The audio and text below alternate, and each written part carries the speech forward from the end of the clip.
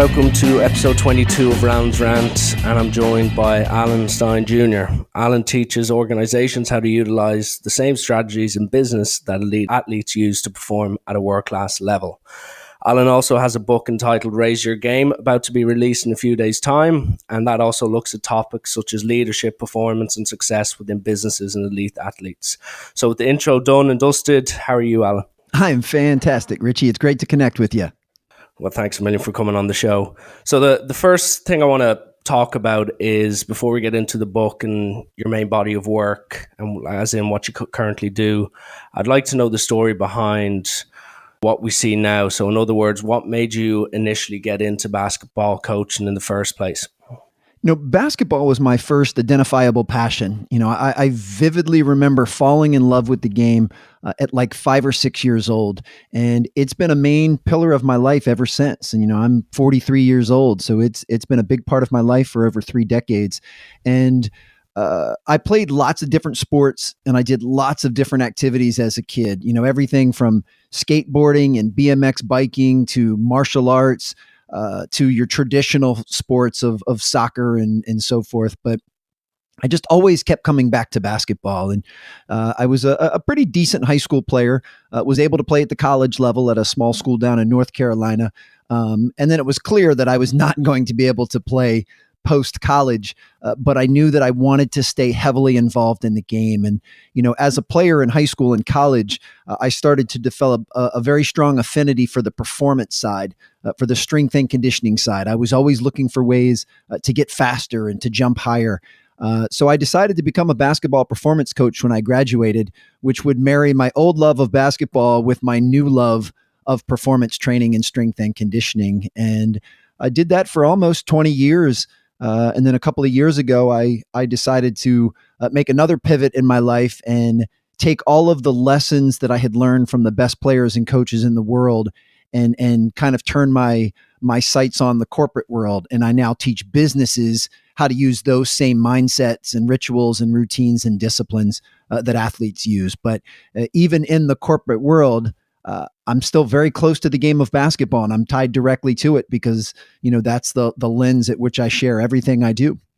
And it's interesting you say that, as in it was very much through your experiences. And as you said, 20 plus years as a trainer and a coach within basketball, it gave you such important life lessons and insights into the functionality or how elite teams or elite athletes or even promising athletes perform, and how ultimately some of the characteristics there obviously do tie into business. But before we get into the similar characteristics you might find with athletes and businesses, etc., you worked with many basketball players who eventually went on to play in the NBA, including the likes of Kevin Durant, Steph Curry. And wondering, at that early stage, is there anything clear in your mind that you can see within these players that makes you think these are definitely going to go on and become professionals in the NBA? Well, I'm very thankful that I've been able to observe the game and elite players from 2 very distinct perspectives, which one you just brought up was, I was able to meet a lot of these kids when they were 14, 15 years old, and I got to see them before they became the elite superstars that they are today. I worked at 2 different high schools in the Washington, D.C. area, and I think we have over a dozen guys in the NBA from those 2 schools alone. So I got to see that vantage point. But then that also led to work with Nike, with Jordan Brand, with USA Basketball, where I got to observe firsthand and work events for guys like LeBron James, Chris Paul, you mentioned Stephen Curry, Anthony Davis, Kyrie Irving, Steve Nash, Kobe Bryant. I mean, the best of the best. And I got to see those guys after they had already been established players. So I've been able to see kind of the before and the after picture of what it takes to be an elite player. But to answer your question, certainly in a game like basketball and to make it to the NBA, there has to be a certain amount of just raw physical talent. I mean, they have to have the physical tools, which in basketball, usually equates to a certain amount of height and strength and speed and hand-eye coordination and quickness. They need those tools. But once they have those tools, since that's kind of the ante to sit at the table, then yes, there are absolutely some other qualities that can give you some insight to that this player has the potential to play at a high level, but it's never guaranteed, because for every guy that I saw, like a Kevin Durant, who at 15, showed all the makings of a future superstar, I can name just as many players, and I wouldn't, but I could name just as many players that could have been great, but didn't for a variety of reasons. And, the things that jump out the most, one, they have an incredible passion for the game. They absolutely love to play. They play basketball because they love the game, not because someone else makes them play or not because someone thinks they should play. They play because they love it. Next is they're very coachable, which is in line with having humility. They know that they don't have all the answers, and they know that coaches can help them get better at their craft. So they welcome coaching.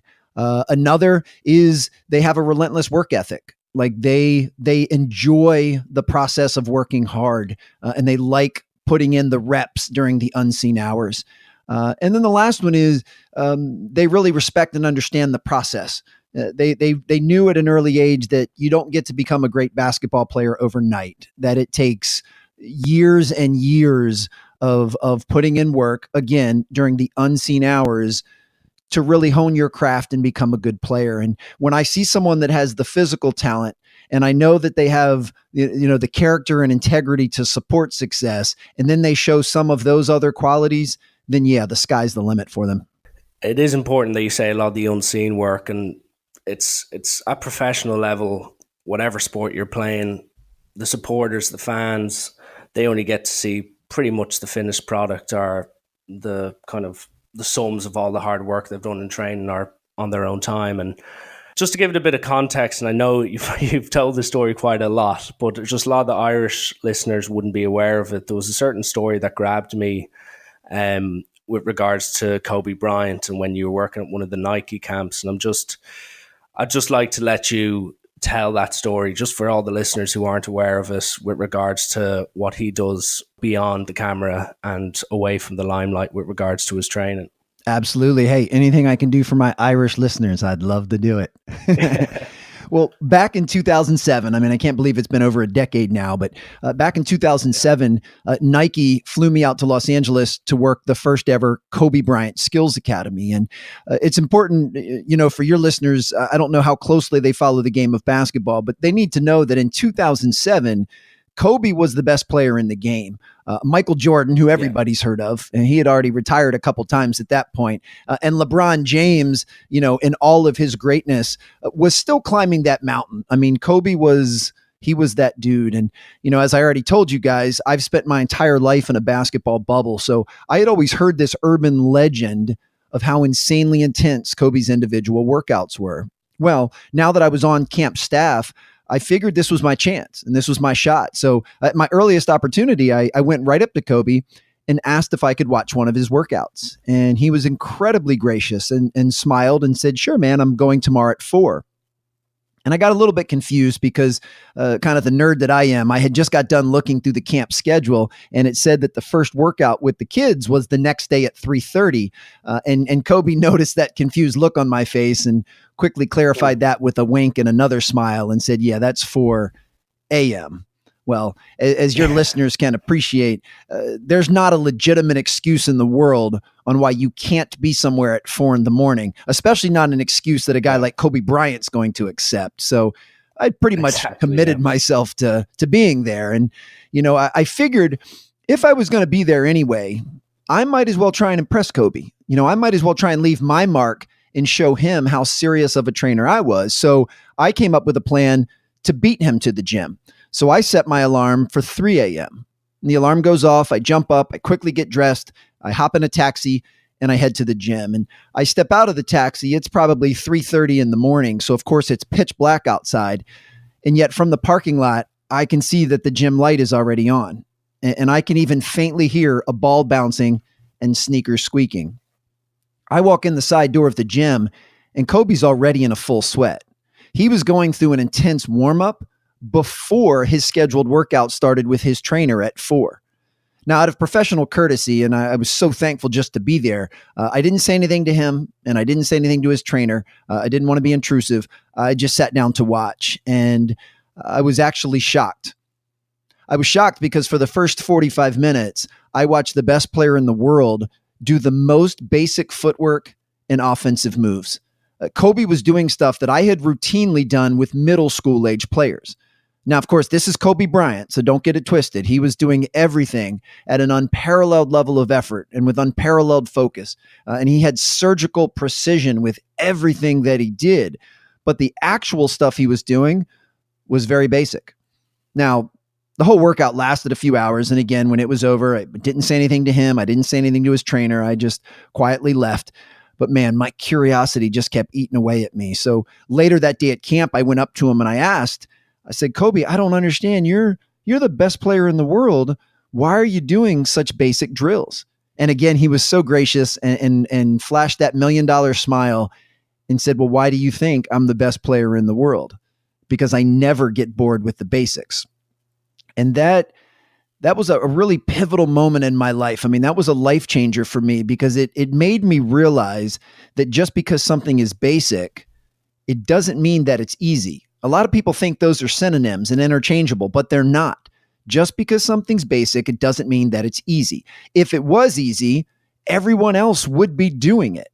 But as you know, it doesn't matter if you live in Ireland or you live here in the United States, we live in a world that is increasingly pushing us to skip steps, that's increasingly pushing us to circumvent the process, that's pushing us to chase what's new and what's hot and what's flashy and what's sexy and to just ignore what's basic. But that's a big mistake because the basics work and they always have and they always will. And the very first step to improving performance in any area of our life, whether it's basketball or business, is acknowledging that the basics work, but also having the humility to admit that sticking to them consistently will not be easy.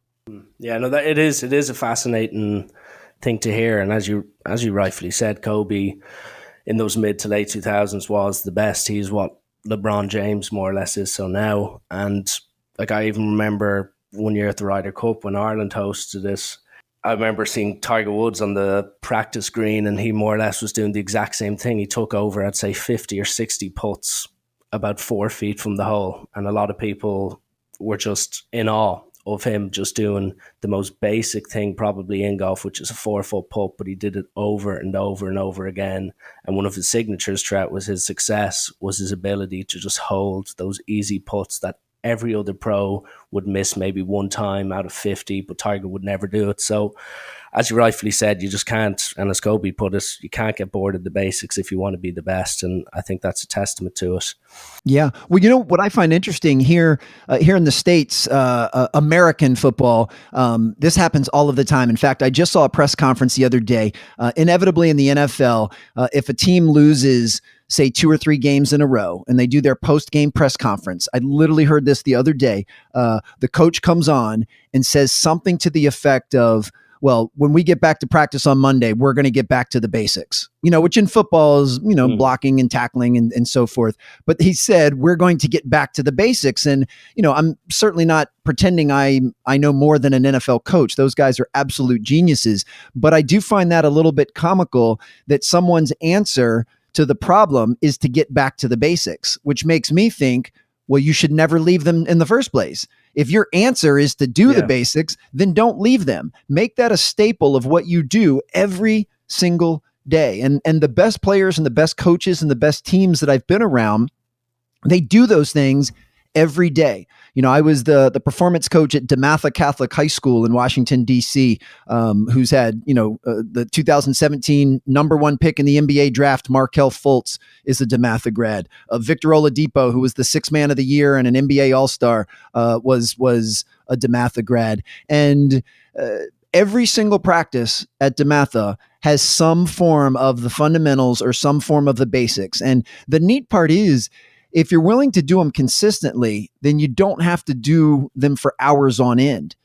Figure out what the basics are of whatever it is you're trying to improve, whether it's writing or speaking or basketball or a form of business, and then do those basics, with purpose and intention every day. And, for a basketball player, if they spend 15 to 20 minutes working on their shooting mechanics and working on their footwork, but as long as they do it every day, those little 15, 20-minute increments, they really add up. So it's not like you have to do the boring and the mundane, every day for 4 hours. You just have to do them a little bit to stay sharp. And, to a guy like you said, and that was so brilliant and insightful, I mean, to Tiger Woods, making a 4-foot putt has got to be pretty mundane and pretty boring.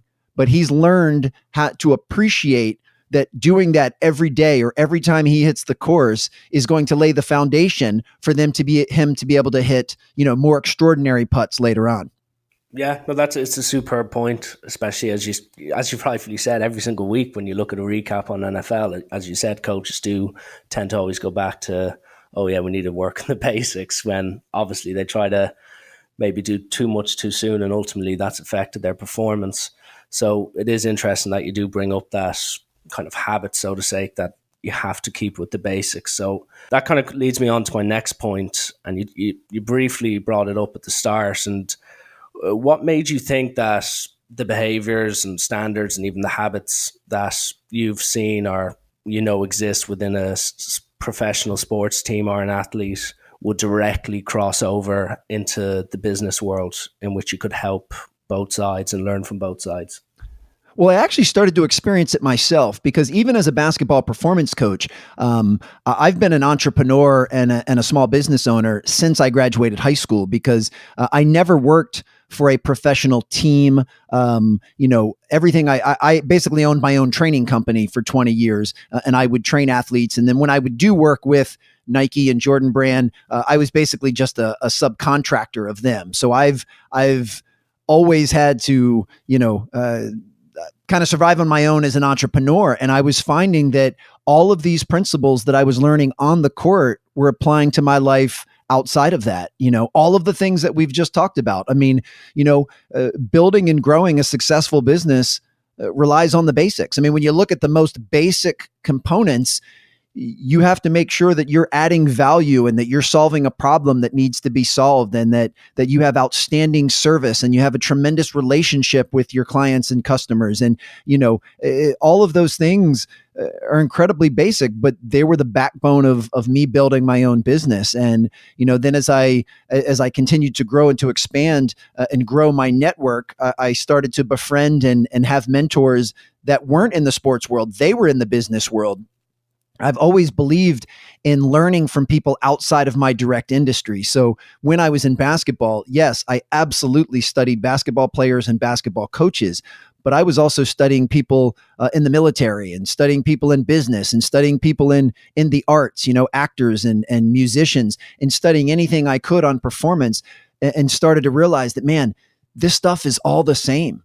That whether you're Jeff Bezos and you own Amazon, or you're Beyonce and you're on stage, or you're the guy that wrote Hamilton, or you're Kobe, if you want to perform at a high level, you have to do these fundamental building blocks. And as I started to get entrenched in that even further, then I realized, man, this is absolutely applicable. And then another turning point, I mentioned I'm 43. I have 3 children. I have 8-year-old twin sons, and I have a 6-year-old daughter. And when I became a father, it also became incredibly clear that the traits needed to be a connected and influential and loving father were also very similar to the stuff that needs to be a great basketball player to be in business. And, many of the things now that I teach and model for my children are the same stuff that I talk to CEOs about, and are the same stuff that I used to talk to elite players about. So, like as you said, the main concepts you were dealing with and the basics are stuff like leadership and stuff. And it's pointed out that in your upcoming book, Raise Your Game, the aim is obviously there's huge amounts of information. I'd imagine so many useful things to take out of it. But the 3 key issues that you think face leaders or organizations are ineffective leadership, team dysfunction, and low performance, and they're the things you tend to focus on. So what are some of the most common mistakes you see in organizations or athletes which contribute towards these problems arising? Well, it starts and it ends with leadership. I mean, if any team or any business or organization does not have strong leadership, It's not a matter of if they're going to fail. It's just when are they going to fail. So leadership is crucial.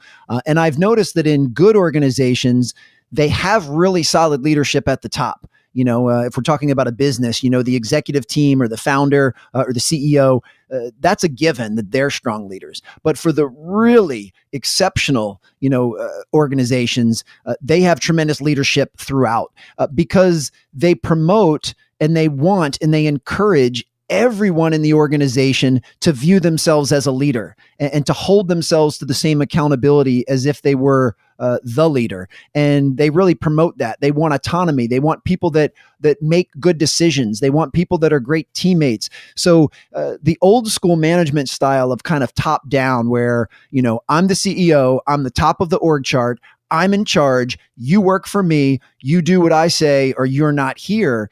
That may have worked 30 years ago. That doesn't work today. Today, the best org charts, they flow just as naturally horizontally as they do vertically, that everybody in the organization holds themselves and holds their teammates accountable. That now elite level CEOs, they don't think that their people work for them. They believe that they work for their people. And that's an important mind shift. So it all comes back to leadership. And leadership is, about having a vision and being able to, have clarity in communicating that vision. It's about making sure everyone on the team knows their role and embraces their role and stars in their role. Everybody knows, what piece of the puzzle they are to help the team get to that vision. They hold each other accountable, but they do so through love and because they care. When you hold somebody accountable, that's something that you do for them. That's not something you do to them.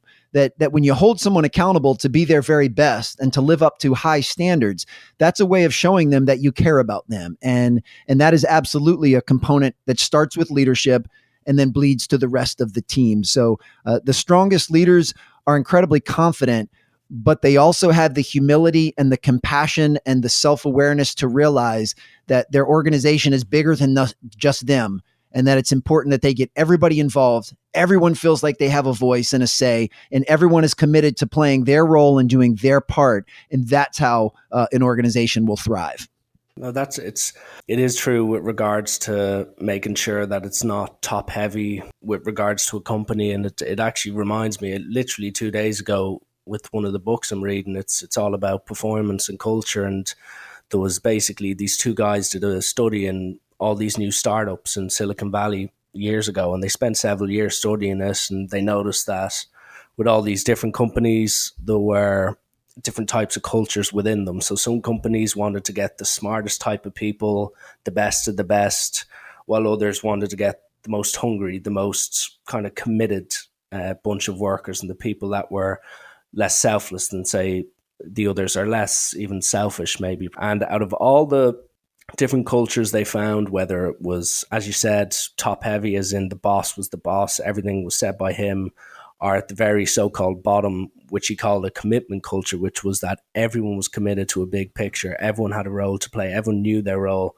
and people wanted to do well because they actually respected the company and wanted the company to do well.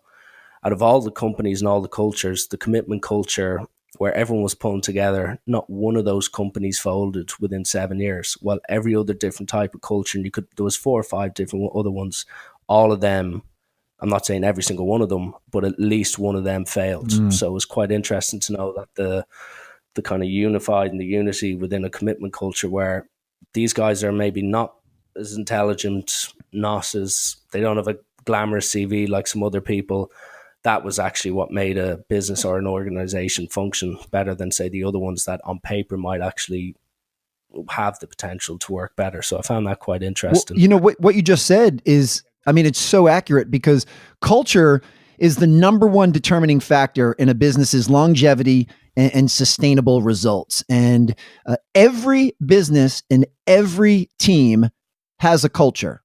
Every organization has a culture. It's just a matter of whether it's a positive one that was developed through intention and purpose, or it's a negative one because either you have poor leadership or you just let the chips fall where they may. But culture is vital, and I've always believed, because culture is kind of a buzzword that's thrown around a lot. I believe first and foremost that a company or an organization, they need to know their identity. They need to know who they are, what they stand for, what problems they solve, who their target market is, why they're going to make the sacrifices that they're going to make, what are their beliefs, and that's their identity. Once they've created an identity, then they need to collectively decide standards. And the standards are basically the code at which everyone will agree to live by in order to uphold that identity. So they're vaguely similar to rules and guidelines, except rules and guidelines are usually created by one person and disseminated to everyone else. Standards are collectively agreed upon and say, hey, in order for us to live out our identity, then we need to all agree to do these things on a consistent basis.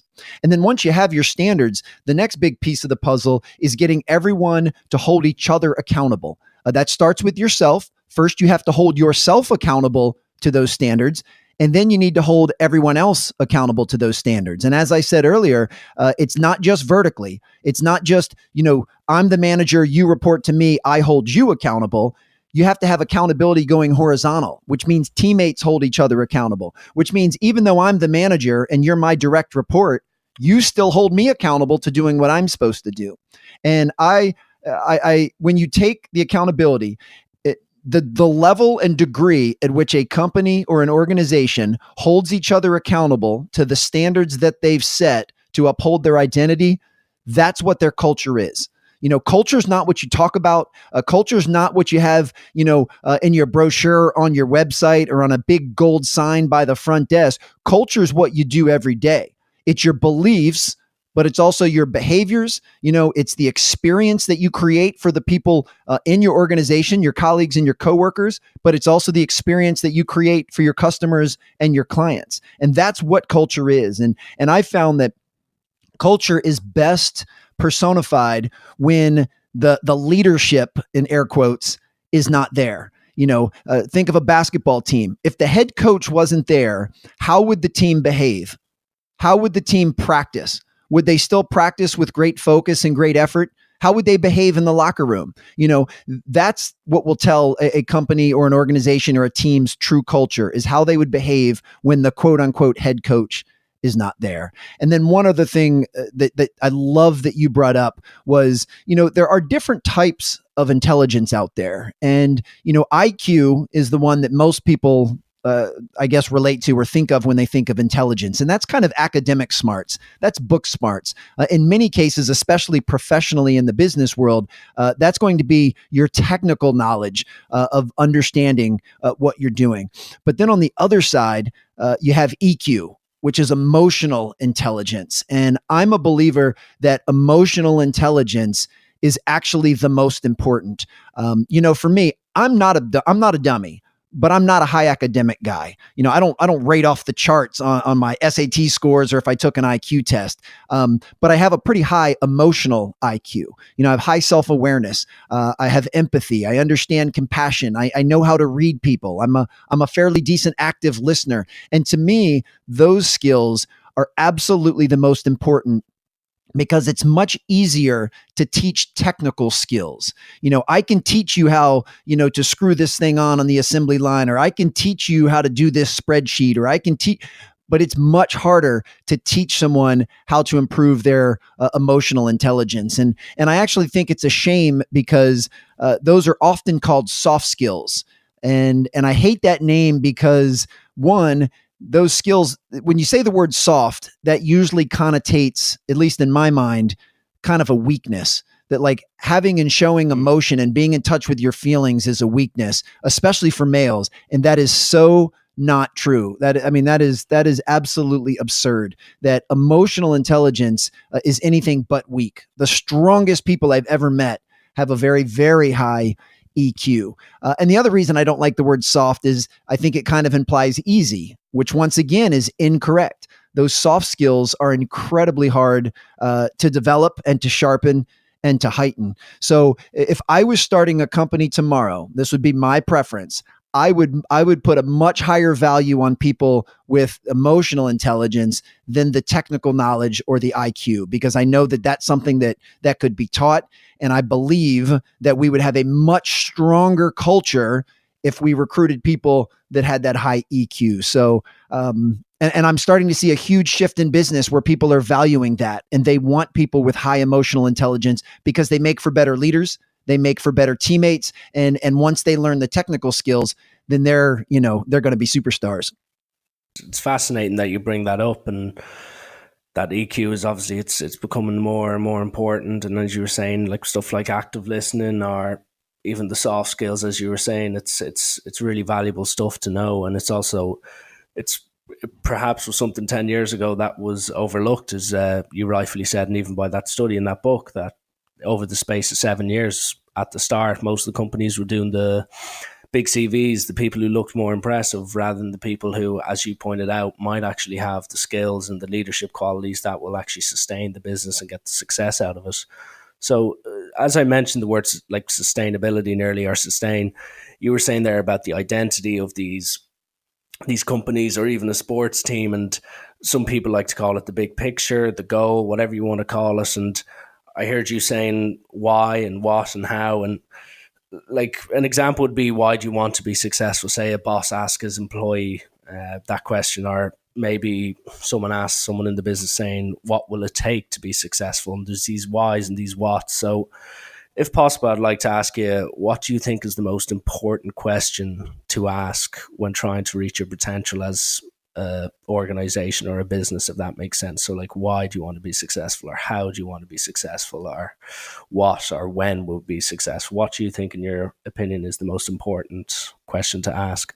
I believe the very first thing is you have to define what success means to you, because success it's a relative term. I mean, everybody views it differently. And I think, I know from my own personal experience, my definition of success has changed, or I'd like to believe matured over time. When I was younger, in my 20s and even early 30s, I felt that success had most to do with how much money I was making, or certain accolades or certain notorieties. And now that I'm older, things changed when I had children. Things change as I've morphed my business. That's not how I view it anymore. So before you can even talk about the what or the why or the how, you have to have that North Star and figure out, what does success look like to me, and what is it that I'm trying? What is the outcome that I want?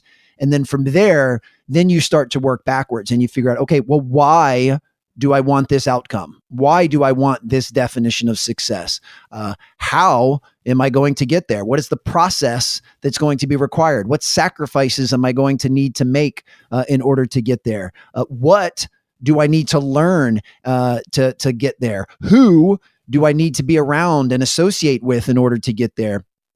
But it all starts with that definition of success. And if you don't have clarity on that, I think it's really challenging to get clarity on everything else. No, I'd actually completely agree with that, Alan. And it is important to identify what exactly is success and the actual process that will basically lead you towards that, or make you give yourself the best possibility to reach that goal. And as I was scrolling through your website and reading information on your book, a good example of that was reading about Kirk Hammett becoming Metallica's guitarist in the 1980s. And it was written that the first thing Kirk did after getting the job of lead guitarist was to hire a guitar teacher. And it's no shock that after a guy has reached his dream of becoming the guitar player in one of the biggest metal bands in the world, he still doesn't want to take shortcuts, and he strives to become better and better. But with all that said, and all that's been previously discussed over the last 30 plus minutes, have you ever seen an athlete or even an organization / business that don't practice like the rest and have poor habits or standards, yes, still end up being hugely successful? Maybe in the very short term, but never, ever over the long term. And it's never, ever sustainable. Especially in sports, I mean, talent will win. Talent trumps all. So yes, there can be a time where you have an exceptionally talented player that doesn't have great work habits, that doesn't do all the things that we've been discussing, and they'll still have some success here and there because they just have so much talent, but they're never going to be able to sustain that. I mean, not only was Kobe the best player in the game, during those peak years, he also played for 20 years, which in the NBA is unheard of. I mean, the average career in the It's a NBA long is time. 3.5 years, and he was able to play at an all-star level for 20 years. And when you look at different times where organizations have been incredibly successful, in the NFL, the Patriots, every once in a while they have a down year, but generally speaking, they're always a contender. Duke men's basketball in college hoops. And then you can look at businesses, whether you're talking about a Nike or an Amazon, there's the consistency factor. So yes, you can have very short-term, limited, maybe even that one-hit wonder, just based on talent, but it's not going to be sustainable if you don't have the character, the integrity, and the framework behind it to support all of that.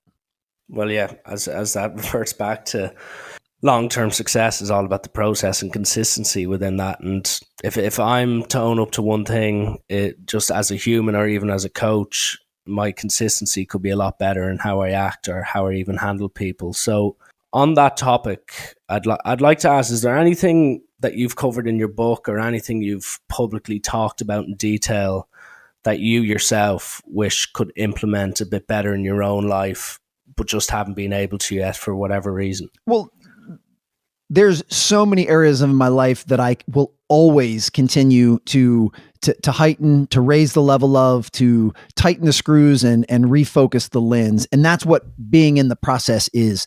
So yes, there are numerous areas in my life that I will continue to strive to improve and to develop, because I don't ever want to be complacent when it comes to self-growth and self-development. But what I'm very thankful for now is I have very heightened self-awareness, much more so than I did 5-10 years ago.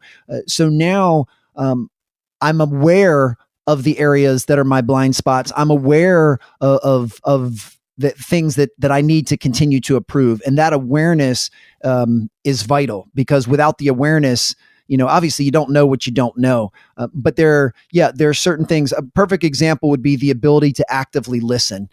Several years ago, listening was definitely not one of my strong points. And once that was brought to my attention and I had the humility to face that and decided that I was really going to work on becoming a better listener, both in personal relationships and in professional relationships.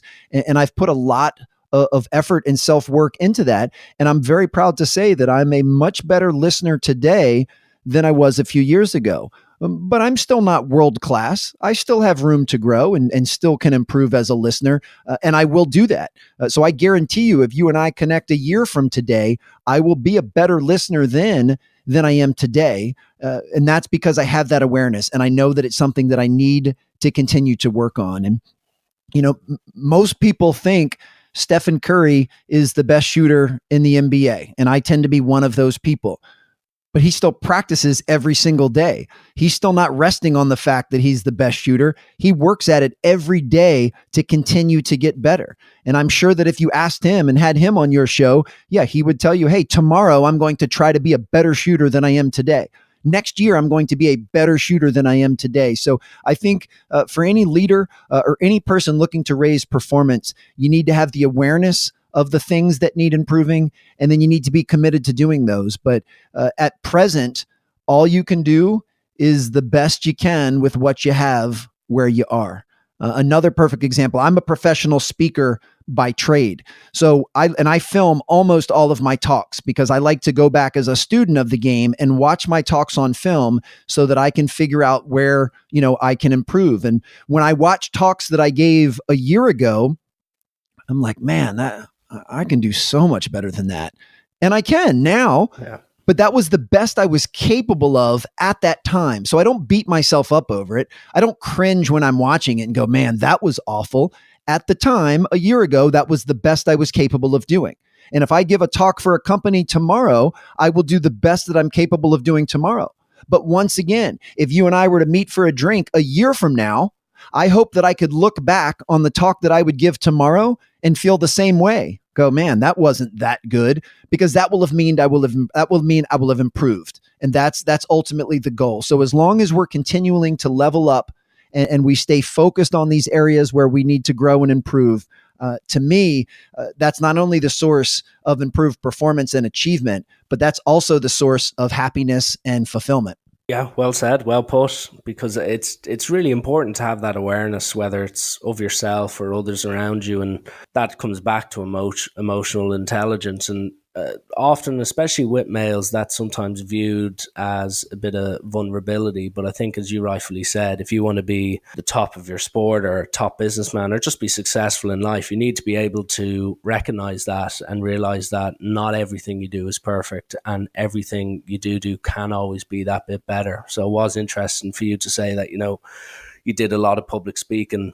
and you still do a lot of public speaking, but what you do 6 months in 6 months' time or a year's time will probably be a bit more advanced or a bit more sharp than what you've previously done. And I think it's important to take note of that, and it's good to hear that you are obviously doing that. So it's interesting to hear. With that said, that pretty much concludes the question part of the podcast, but I like to finish my podcast with a quick fire round. Yes, I love it. So I'll ask you a few quick fire questions. So try not to overthink it, and if any stories or anything pops into your head, just say it.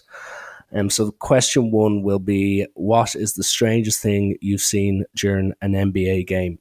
Strangest thing I've seen during an NBA game. Nothing immediately pops out. I mean, I'm in awe of how amazing those players are. And I've been very fortunate that, I've been able to sit courtside and get down really close.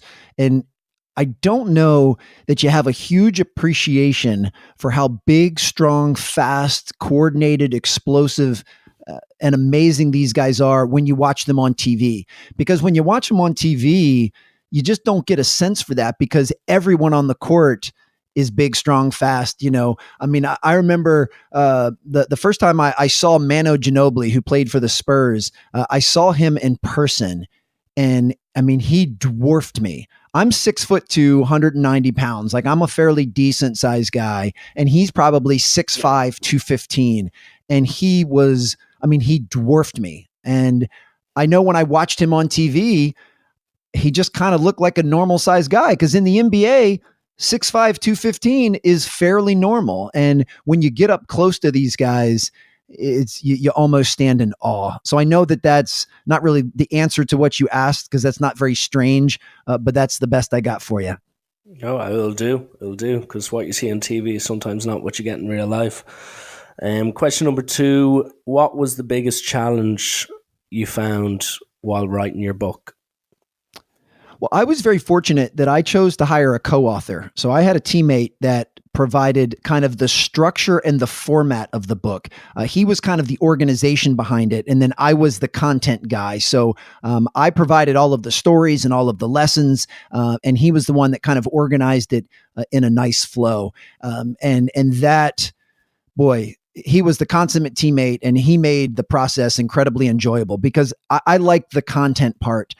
I don't like the research and the format and so forth. So he would say, hey, we're doing a chapter on self-awareness. Do you have any stories on self-awareness? And then I would just tell him everything that I could think of, and kind of look back on everything that I had done and experienced. And then he would put that into the right order. So without him, I don't think the book writing would have been near as enjoyable of a process, but him being such a great teammate really made it terrific. And I will say from start to finish that even though the book was a lot of work, it was incredibly enjoyable from start to finish. From the initial proposal now to the fact that I'm physically holding the final book in my hand and I'm promoting it, has been a really amazing experience. Good to hear. And what is the worst advice you see or hear being given in your world? I would say the worst advice, and I see this a lot now on social media, and I don't think it's direct advice, but I think it's kind of unconsciously promoted, especially on things like Instagram. When people are talking about entrepreneurship, they're glorifying the outcome way too much.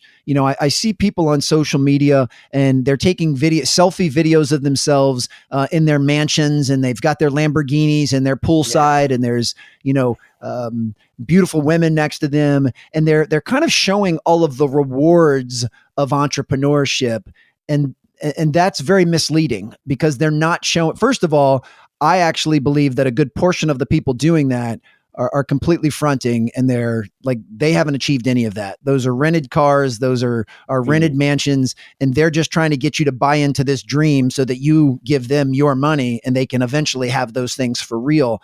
Because most of the entrepreneurs that I've met, even ones that are millionaires many times over, that's not that's not how they act, and that's not how they behave. But nevertheless, I think this emphasis on the outcome, like, hey, you too can have these cool cars and beautiful women and cool houses. It's like, man, if you ever want to have any chance to have those things, then you need to get back to the basics. You need to start doing the fundamentals every single day, and you need to have the commitment and the humility to do them for years and years and years before you can expect to see any of the, any of these rewards, if that's even what you're chasing. And it's funny because the good portion of the people that are doing that are usually on the younger end. It's some 25-year-old who wants you to believe that he made $30 million selling this thing online.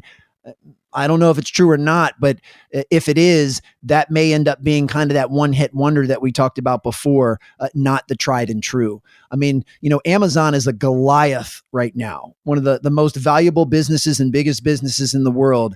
And Jeff Bezos started that in his garage over 30 years ago, like just the concept. I mean, he was originally just trying to sell books online, and now it's turned into this Goliath and this global phenomenon. But that's 30 years starting in a garage, of doing the little things in the unseen hours every single day to get to this point. It's not something that just happened with the snap of a finger or overnight. Yeah, no, fair point. So to all Instagram pretenders out there, we are on to you. So second or third last one, what is your biggest fear? On a visceral level, my biggest fear as a father is that something catastrophic would happen to my children. And again, that's an innate fear as a protector, but it's not something that I harp on because that's going to be out of my control. If my kids were to fall ill with a life-threatening sickness or to be in some type of accident, I mean, that would be as catastrophic and as horrendous as I could imagine. But those things are out of my control. And I try really hard not to focus on things that are outside of my own control. Even for myself, death is a normal fear. And I don't fear it so much from a death standpoint. I always look at it in terms of, if I were to die tomorrow, have I done everything that I'm capable of up to this point in my life? Have I taught and modeled everything that I can to my children, that if it were to all be over for me tomorrow, that I would be okay with that? And of course, the answer to that is always going to be a little bit of a no. I mean, there's always more things I can teach my kids, or stronger connection I could have with them. There's more things I could have accomplished or done or experienced if this whole thing were to end for me tomorrow. But that can be a driving force to make sure that you live every day to its fullest. Well, let's touch wood on both those fronts, but it's good information on those. And as I said, that comes back to what we previously talked about, always wanting to be that bit better, or having that vulnerability of potentially not being everything you'd want to be, but also having the intelligence to realize that. And it's refreshing to hear that not only myself, but yourself and other people actually can admit to that. So it's good to hear. Next question is, what is your favorite TV show? I don't watch a ton of TV. There are a few shows on Netflix that I will binge watch and enjoy for downtime. I would say of all time, it would be Seinfeld. I mean, certainly I was at an age where I watched all of Seinfeld, live and in real time, but I'll still now, if I catch a rerun, find myself laughing. And it's pretty amazing that, that show was in its heyday in the early 90s. So it's been 2 decades, and it's still really funny, and it's still, really well written, and has great character development and so forth. So the longevity of that is great. Right now, I know I'm really late to the party because the show was from 2008 to 2013, but I've been watching Breaking Bad and really, really enjoy that show as well. The writing and the cinematography and acting is awesome. Yeah, no, I was late to that party as well, so I'm guilty of that as well. And last question, and this is always the toughest for my guests. Describe yourself in 3 words. Passionate, energetic, loyal. Nicely put. Well, that concludes the podcast, Alan. So thanks a million for coming on. And I would like to wish you all the best with the release of your book. It's been released now publicly, in 3 days' time? Yes, it'll come out January 8th. It'll be available at all major retailers. I know we've been talking about Amazon. You can get it on Amazon. But for all of my Irish friends, you can also just go to raiseyourgamebook.com and you can order it from there. And then if there's anyone interested in any of the other stuff I have going on, you can just go to allensteinjr.com. You can also follow me on Instagram at Allen Stein Jr. And I will not be fronting in front of my 2008 Camry. So don't worry, I won't be showing off my car.